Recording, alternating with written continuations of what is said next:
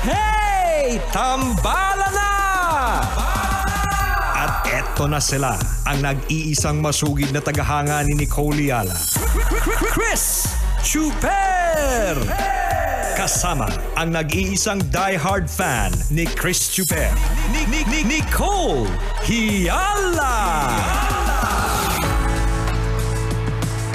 Dear Nicole and Chris. Dear Nicole and Chris. Dear Nicole and Chris. Dear Nicole and Chris. Magandang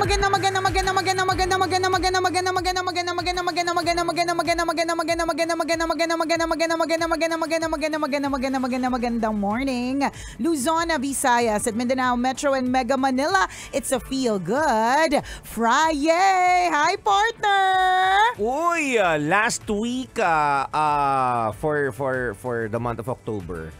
Hindi pa. Hindi pa ba? May 30 pa eh. Kala mo sweldo na, no? Ano ba yan?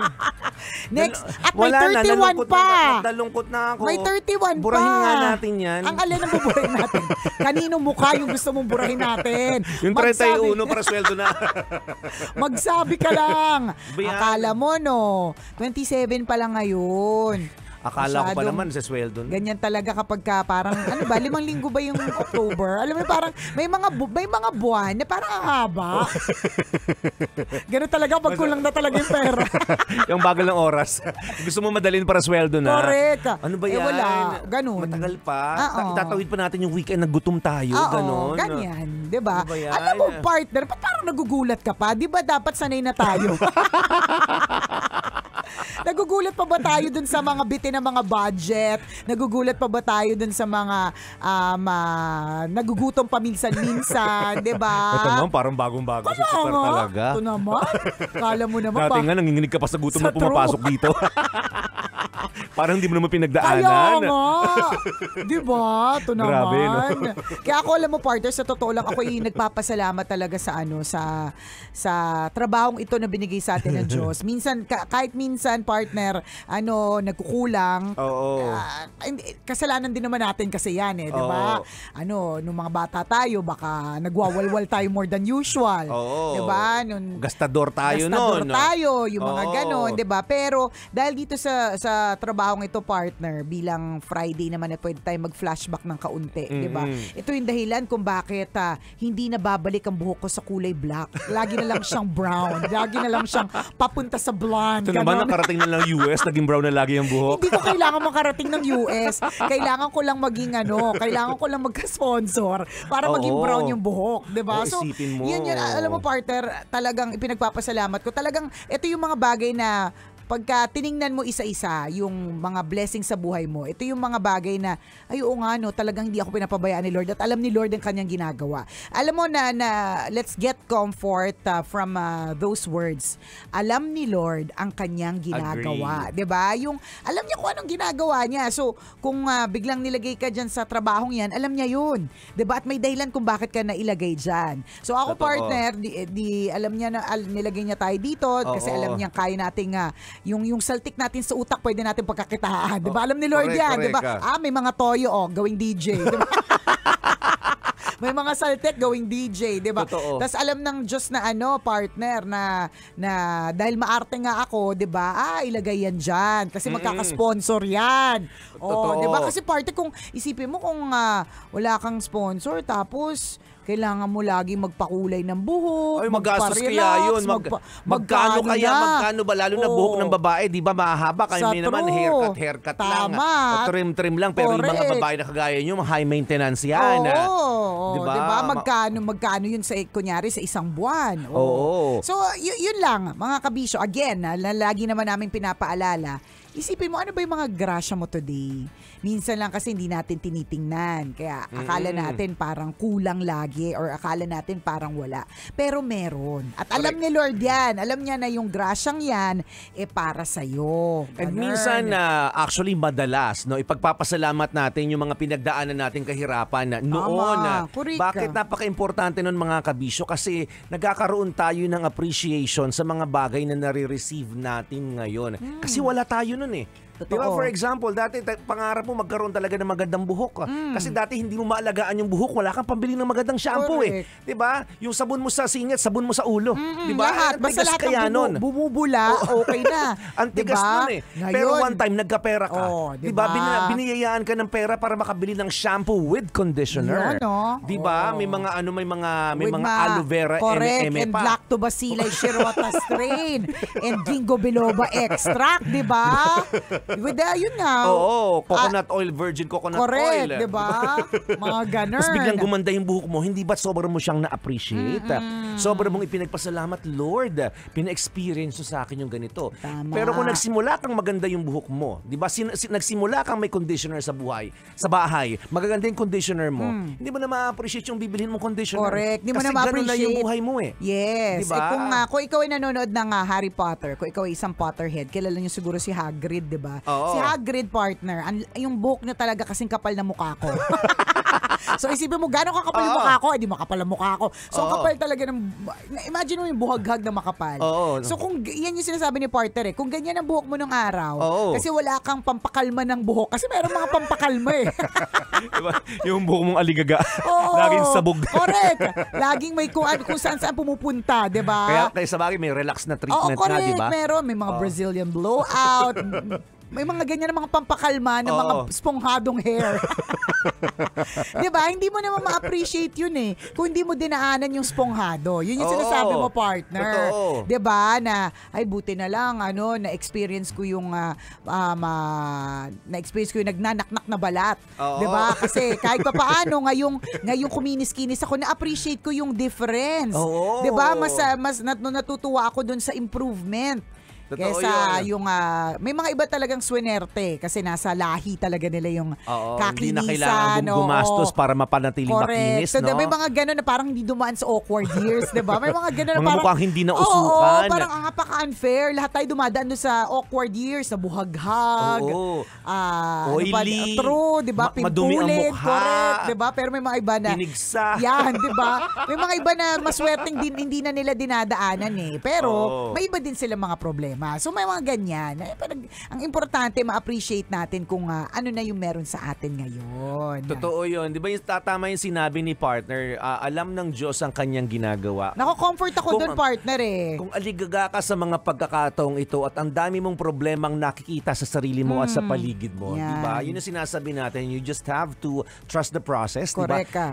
Trust in the Lord with all your heart diba? and lean not on your own understanding. Totoo. Nakakakalma yung mga ganyang klaseng nakakalma yun. Mga salita. Totoo. Kapag okay, so alam niya dinadaanan ko to Alam niya may ganito akong pagsubok na dinadaanan So, chill lang ako. Diba? Tsaka may kakampi ako Correct ka. Nandiyan ang Diyos katabi ko. Yes. Makakalma ka dyan kapag lagi mong iniisip yan. Tsaka sa totoo lang po mga kabisyo, paulit-ulit namang naririnig po ninyo pero isa ulit itong reminder that ang promise naman po ay hindi ka magkaproblema Walang ganung promise. Ang promise ay tutulungan tayo, 'di ba? Sa gitna ng ating mga problema. Wala namang sinabing hindi ka magkakaproblema, walang ganun. Kasi habang nabubuhay po tayo, madami po tayong may encounter ng mga problema. Pero ang promise sa atin ni Lord, hindi niya tayo pababayaan, 'di ba? Pag tumatak sa puso at isip mo 'yun, sa true. Hindi ka masyado ma-stress Correct. Diba? May problema ka, pero hindi ganun kabigat yung mararamdaman mong Saka, problema. alam mo, maso-surprise ka na ang daming pwedeng posibleng mangyari sa isang buong taon. Wala lang. Kasi kanina, nabanggit mo na akala mo last week of October na, no? Pero before we all know it, last week of December na. Diba? Let us face 2024. Looking back at 2023, diba? Ang dami nangyari na hindi mo in-expect. Good and bad. Yes, diba? Mga bagay na parang, hindi ko in-expect mangyayari sa akin yon, or hindi ko in-expect makikilala ko siya. Diba? Yung mga biglang nagka-love life.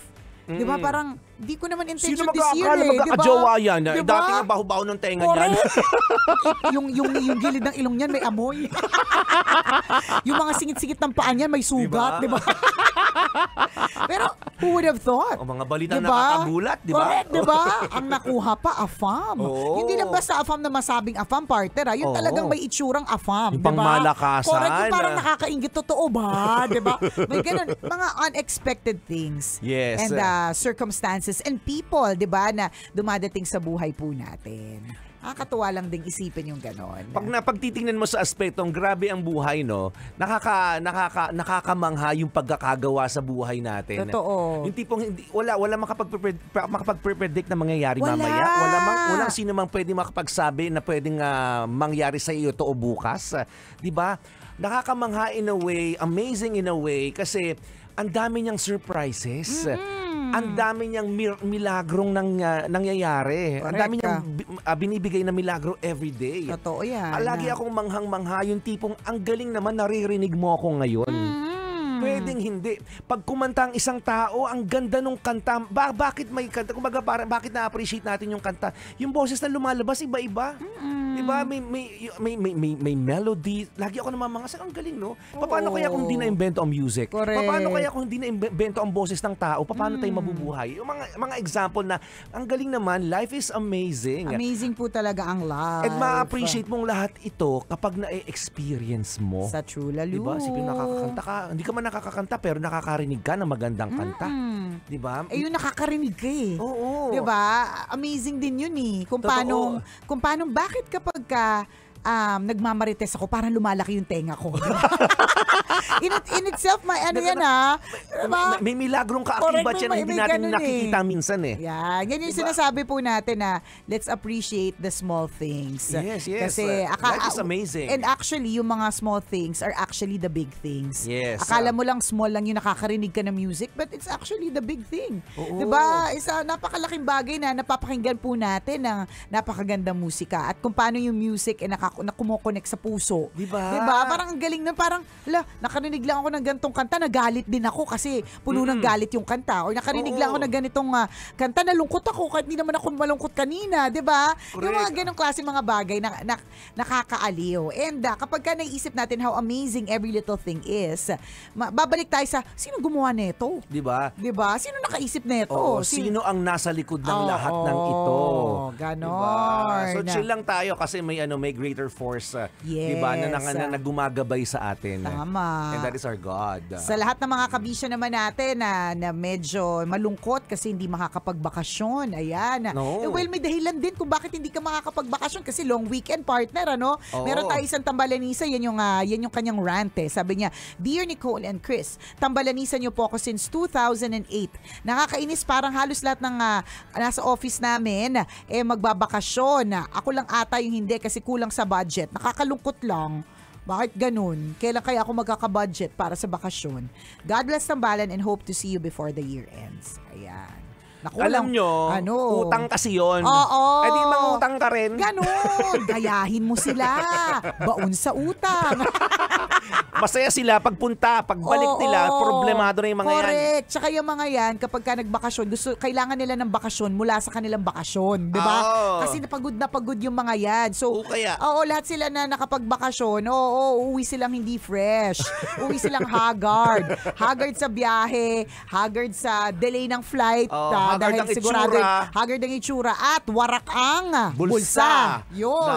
Diba? Yan ang mga akibat ng mga magbabakasyon. So, huwag kang mainggit. Tama. Chill ka lang dyan, friend. Ganun. Correct. Well, kung gusto mo magplano, kung gusto mong magbakasyon, kailangan mo nung Plan planuhin. ahead. Correct. Kailangan mong planuhin. Di ba may mga, halimbawa, may mga kasamahan dito na talagang start pa lang ng year, inaalam na nila kung ano yung mga buwan na may long weekend. Correct. Or, nagpapaalam na sila kasi kahit na hindi nila kunyari. Kasi ang long weekend kasi, ang problema sa long weekend partner, mas mahal lahat. So, mas mura kasi kapag ka weekday. So, yung mga iba, ako na-experience ko yung partner, maka-receive ng leave form na nag-submit siya ng leave form for a trip the next year. Sabi ko, ang tagal pa nito, matatabunan to. Sabi niya, ma'am, kasi kailangan ko pong ma-secure kasi mura yung flights ng dates na yan. Parang ganon. So, yun pangit nga naman, nagpabook sila tapos hindi naman pala papayagang mag-leave. Correct. Kumbaga parang nag-heads up na. Ganyan. Kasi weekday At pag weekdays talaga mga kabisyo, mas mura talaga. So, yung ganon. So, plan ahead. Yung tanong mo, di ba? Yung tanong mo, kailan ako kaya makakapagbakasyon? Pwede naman eh. Pag gusto may paraan, pag ayaw maraming dahilan. Totoo yun. Kaya yan, di ba? At hindi naman kailangan, plus at hindi naman kailangan malayo agad. di man kailangan maharlika ang gagastusin, di ba? Correct. Maraming nakakapagbakasyon ng sakto lang din yung pera nila. Totoo. Nanggaling sa sweldo nila, nakakarampot pero napagkakasya nila. Kaya. Di ba na-stretch nila? Kasi Correct. nga, nagpaplano sila na maaga. Diba, kunyari, naghahanap ng maagang pag-book o maagang, anong tawag doon, pag-purchase ng tickets. Yan. Kasi mas mura yun. Correct. Mga ganong diskarte. True. Or pupunta sa mga travel fair. Yes. Kasi yung mga travel fair na yan, meron yung mga good deals sigurado. Totoo. Yung mga ganun. O kaya pagdating doon, kunyari sa ibang bansa, pagdating doon, nagtitipid talaga. Oo. As in, may baka mga sardinas yung mga correct, yan. cup noodles, Oo. cup noodles, saka mga, anong tawag dito, mga delata. Oo. Ay, naku, kami partner, gawain namin yan. Nag-i-invest kami lagi dapat siguraduhin namin na meron kaming, yung mga iba kasi day travel light. Kami kasi, at kasi may dagdag na expense yun kapag merong bagahe. Pero kasi sa amin, kinocompute namin, kung kakain naman kami lagi sa labas, doon sa ibang bansa, versus mas magastos versus magdadagdag lang kami ng bagahe para mailagay namin diyan yung mga delata namin tsaka mga noodles namin, mas makakatipid. Totoo. 'Di ba? At saka huwag ka naiinggit dun sa mga iba, akala mo ganun, hindi mo alam, gutom na yan sila diyan. Ang importante makapagpa-picture sila. Aura-aura lang sa madaling salita. Pero may mga paghihirap din yung pinagdadaanan kahit nakabakasyon sila. Correct. Diba? In other words, diskarte, nagagawan talaga ng paraan. Basta planuhin mo lamang mabuti. Tama. Diba? Ganun lang yun. Yung mga kasamahan mo sa trabaho na plano nilang umalis ngayong weekend, nagplano yan ng maaga. Yes. Nag-allot na rin ng budget ngayon kung walang makuhang allotment, nangutang yung mga yan. Correct. O kaya nga yun yung una naming sinabi, di ba? Kung inggit ka, edi mangutang ka rin. Swipe mo rin yung credit card mo kahit hindi mo alam kung paano mo babayaran. Bahala na. Ang importante, nakapagbakasyon ka. Correct. Mga ganyan tayong, ganyan tayong bisyo minsan. Yan ang sinasabi natin, kabisyo di ba? So, ganun lang yun. At katulad ng sinabi namin kanina, di ba, lahat may dahilan. So, may dahilan kung bakit hindi ka maaalis. Di ba, minsan magugulat ka na parang, hala, kaya pala hindi ako nakatuloy. Diba? At ilang beses na yun nangyari sa atin na kaya pala ako hindi nakatuloy kasi may mangyayari pala dun sa lugar na yun. O di naman kaya pala hindi ako pinatuloy dun sa lakad kasi may mangyayari pala dun sa pamilya namin at kailangan nandito lang pala ako. Yung mga ganyan. At lagi mo tatandaan, ito pamanang bilin at tawag dito, learning na inimpart sa akin ng nanay ko dati. Yung mga tourist spots na yan, promise, hindi sila aalis. Oo, totoo talaga yan. Hindi sila aalis. Pag inisip mo yun, oo nga naman. Diba? Oo nga naman. Ba't ako nagmamadali? Bakit ako masistress? Diba? Hindi naman yan sila aalis. Ganun. Pagka inisip mo yun, makakapagplano ka. Kasi natatandaan ko yung dati, partner Parang lahat kayo pumunta. Hindi lahat kayo pumunta ng China. Oo. Tapos hindi ako sumama kasi sabi ng nanay ko, ang Great Wall of China, hindi yan aalis. Sabi niya. Kita mo. Pumunta si Nicole ng weekend sa Binondo. Diba? Diba? Sa Ganun din Chinatown. naman. Diba? Sabi niya, ang Great Wall of China, hindi yan naalis kasi parang ang sama ng loob ko, hindi ako makasama. Nalaman ko kasi nung nabuntis ako, ang tagal ko naghintay bago ako mabuntis. 3 years. So, parang sabi niya, mas matimbang yung sasama ka sa China na medyo malamig at syempre babiyahe ka, matatagtag ka, hindi natin alam kung paano ko magbubuntis. O yung alagaan mo yung pagbubuntis mo at pumunta ka na lang sa Chinatown. May dahilan. May dahilan. So yung ganun. At true enough, partner, many years later, anong year kayo, partner, nagpunta ng China? 2013? 1979. O kahit 1979, 2023 na. Nandun pa rin naman Great sila. Wall of China, hindi pa rin umalis, di ba? Nandyan pa rin. Kahit 1968, partner.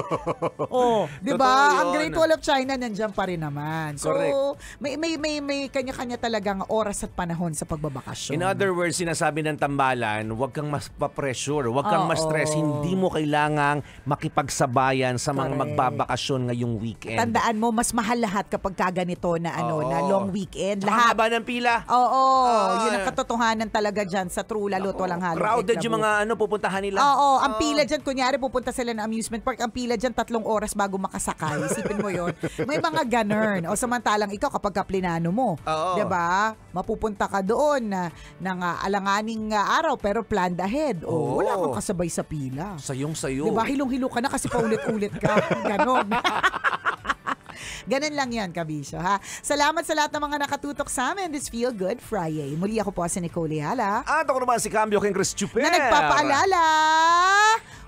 Ay, Take 2. Bakasyon na kasi. Medyo. Take 2. Una, magdasal ka para mabuhay ka. Pangalawa, mag-toothbrush ka para mabuhay naman iba. Yun!